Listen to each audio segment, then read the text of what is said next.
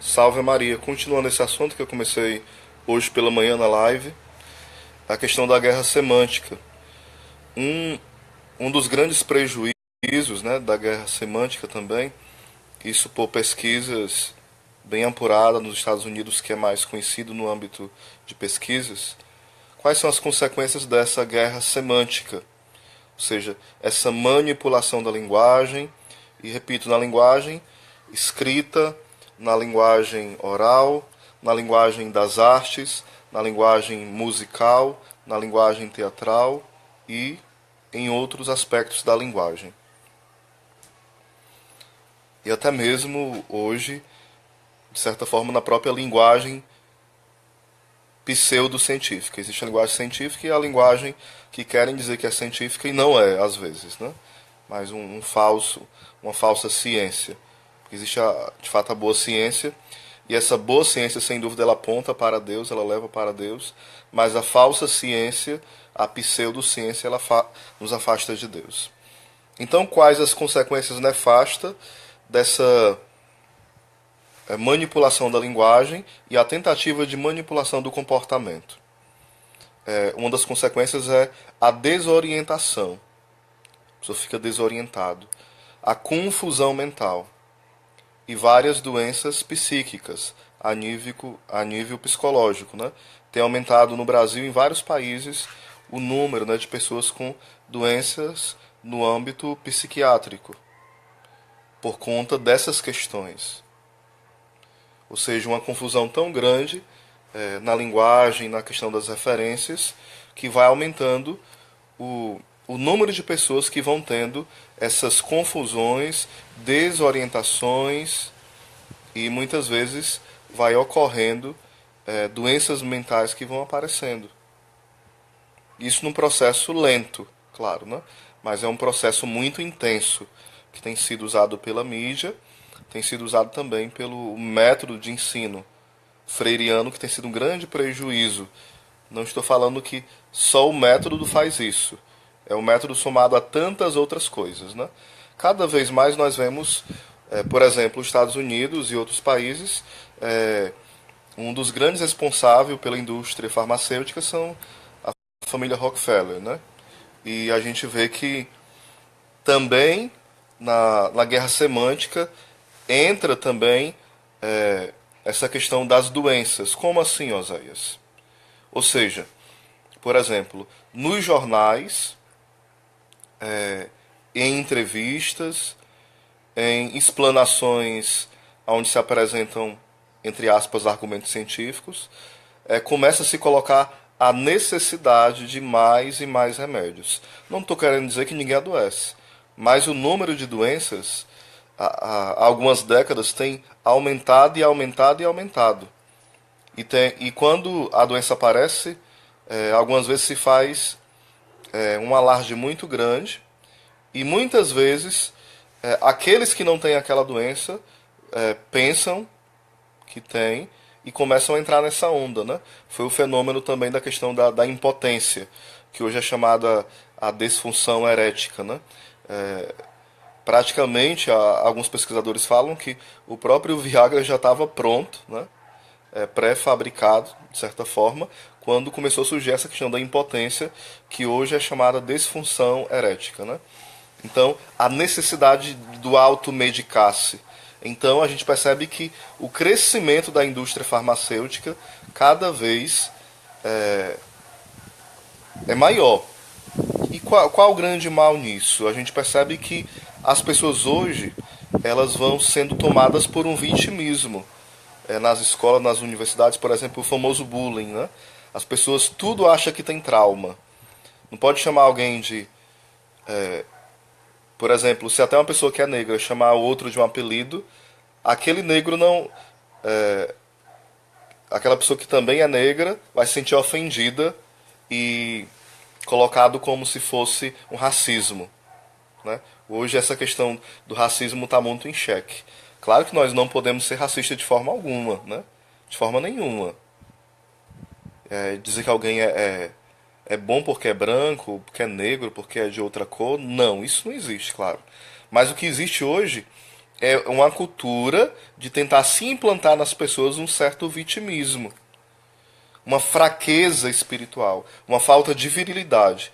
E quando eu falo virilidade, no sentido também físico, mas no sentido espiritual. A própria Santa Teresa de Ávila falava que irmãs sejam homens, né? Mas não é porque ela apoiava ideologia de gênero. Ou seja, sejam viris, tenham vigor, tenham força, não sejam fraquinhas molengas, né? Sejam mulheres fortes, mulheres firmes, decididas, né? A famosa determinada determinação. Então hoje vai se criando através da linguagem um vitimismo muito grande e um processo de inclusão que é, no mínimo, questionador. Se quer colocar as pessoas que têm certas problemas, certas deficiências, e se colocam na questão inclusiva, mas não se dá na maioria das escolas de ensino médio e de ensino fundamental, não se dá uma assistência necessária, concreta e real a essas pessoas que precisam. Exigem muitas vezes dela aquilo que elas não podem corresponder equiparado aos outros, ou então vai baixando a exigência dos outros para nivelar o conhecimento. Aí tanto prejudica aqueles que não têm aquela deficiência, como a pessoa que tem uma certa deficiência e precisa ser ajudada, e com essa dimensão inclusiva acaba prejudicando essa pessoa e excluindo ela. Se em um caso ou outro acontece que tenha dado certo, mas na maioria dos casos isso é um grande desastre. E na maioria dos casos não tem um acompanhante, não tem alguém que dê assistência naquela sala, naquela classe, para aquela pessoa que precisa de ajuda. Não tem. É uma hipocrisia dos estados falar que tem, porque nós sabemos que não tem. São raras as escolas que têm essa assistência. Então se fala de incluir, de equiparar, de certa forma, o conhecimento, mas isso é desproporcional. Como é que eu posso exigir algo de alguém tanto quanto da outra, se ela não está em condições de corresponder na mesma velocidade aquilo? Isso aqui não é desprezar a pessoa, é saber colocar as devidas proporções em cada coisa. Ou seja, a guerra semântica também entra nisso, né? A desvalorização da linguagem, sim, mas também a desvalorização do conteúdo intelectual, do conhecimento. Torna o conhecimento só como algo apenas subjetivo. Algo não. Se a pessoa está se sentindo bem, se a pessoa acha. Então o professor não pode ensinar, o professor apenas orienta. Aquela coisa muito light, aonde não exige, no bom sentido do aluno, a que ele possa dar o melhor. É a famosa vamos aprovar todo mundo, né?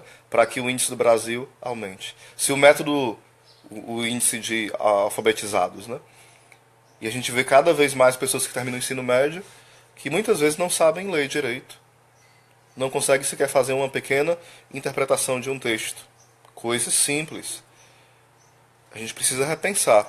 Será que esse método, tido como um método grandioso, maravilhoso, o método do Paulo Freire, né, patrono da educação, que deixa o Brasil nos rankings internacionais como praticamente a pior educação do mundo?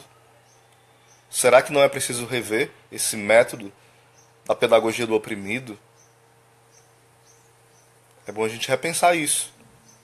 Então, um dos livros que eu indico para você, reindico, né, é o livro Maquiavel Pedagogo, que mostra toda essa manipulação da ONU, né, que vai usando, no caso, a Unicef, a Unesco, né, e o MEC vai cumprindo toda essa cartilha, né, e tem sido um grande prejuízo para a educação. E nós devemos começar a combater. As ideias têm importância, sim. É por isso que o demônio vai agindo nas ideias.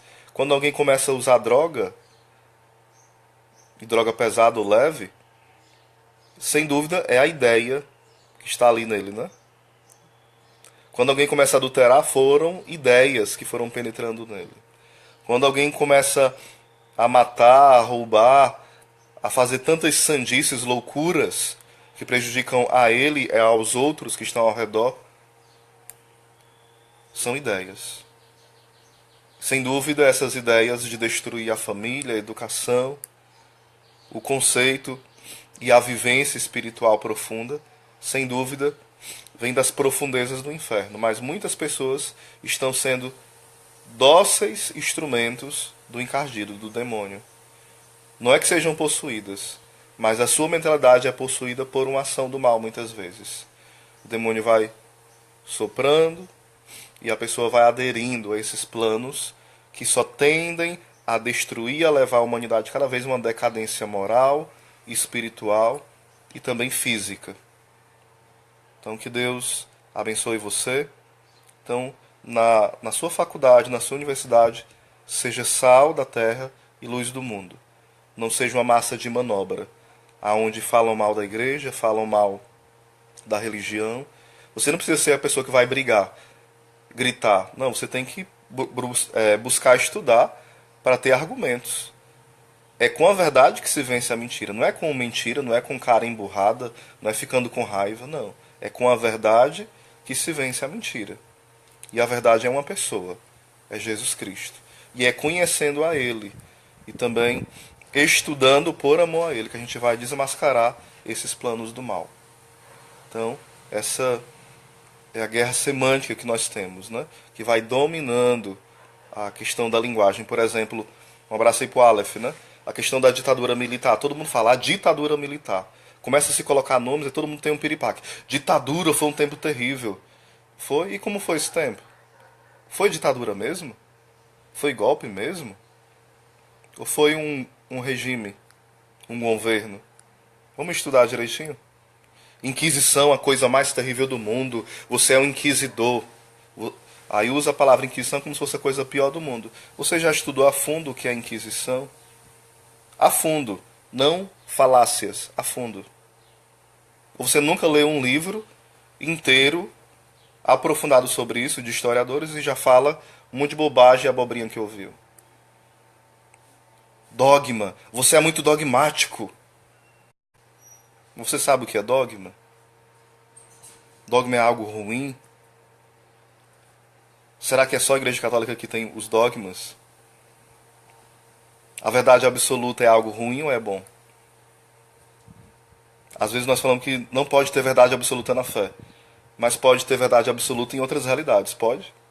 Se você coloca 5.000 reais no banco e você vai buscar os 5.000 e a pessoa fala, não, você só colocou 5 reais. Não, eu coloquei 5.000. Isso é verdade absoluta. Aí isso vale para o seu bolso, para o meu bolso.